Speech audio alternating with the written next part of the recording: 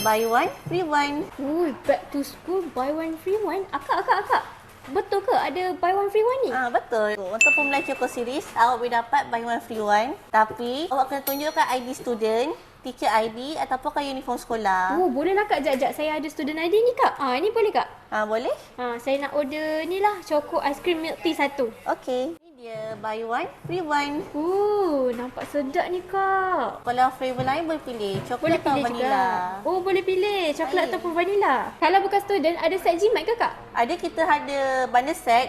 Harga serendah RM10 saja. RM10? Ui, murah Kak. Ni dia set bundle RM10. Yang ni Choco Smoothie.